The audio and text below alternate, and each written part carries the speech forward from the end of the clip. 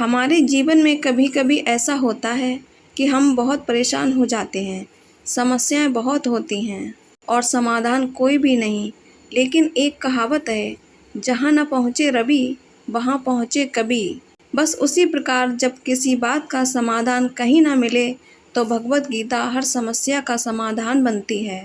भगवत गीता में लिखा गया हर उपदेश एक मंत्र है जो आपके जीवन में आने वाले सभी समस्याओं का अंत कर देती है।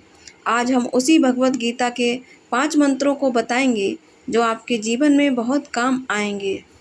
इसी क्रम में सबसे पहले हम चर्चा करेंगे कर्म की, जिसको लेकर भगवान श्री कृष्ण अर्जुन को गीता का ज्ञान देते कहते हैं, इंसान को केवल कर्म का ही अधिकार है, उसके फल के बारे में चिंता करने का नहीं।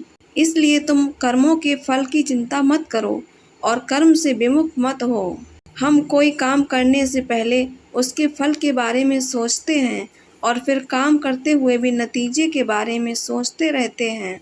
जब काम की वजह से मनचाहा फल मिलता है तब हम बहुत खुश होते हैं।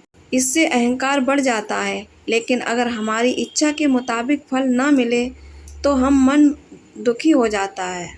हमें फल की इच्छा किए बिना कर्म पर ध्यान देना चाहिए, क्योंकि कर्म हमारे हाथ में है लेकिन फल नहीं। आप अगर अच्छा कर्म करते हैं तो आपको फल भी अच्छा मिलेगा। इसलिए निश्चिंत होकर अच्छे कर्म करते रहिए, बाकी सब ईश्वर के ऊपर छोड़ दीजिए। कहा गया है कि ऐसा भी नहीं कि तुम काम ही ना करो और आलसी होकर बेकार बैठ जाओ, क्योंकि काम करके फल की इच्छा और बिना कुछ किए ही फल के बारे में सोचते रहना दोनों ही बुरे नतीजे देने वाला है। इसलिए फल की इच्छा के बिना काम करो। वही श्री कृष्ण का दूसरा मूल मंत्र मोक्ष को लेकर है। इस संदर्भ में भगवत गीता में भगवान श्री कृष्ण कहते हैं कि मोक्ष प्राप्त करना अर्थात कैवल्य ज्ञान संबोधि प्राप्त करना होता है। सफल व्यक्ति केवल वर्तमान में जीता है। आगे श्री कृष्ण कहते हैं, अर्जुन तुम मेरी शरण में आ जाओ, मैं तुम्हें मोक्ष दूंगा। आगे श्री कृष्ण कहते हैं, संपूर्ण संसार मेरी ही संतान है, मैं अपनी संतानों के साथ कभी गलत नहीं होने देता। वर्तमान में आपके साथ जो भी घटित हो रहा है वो सब पूर्व कर्मों का परिणाम है।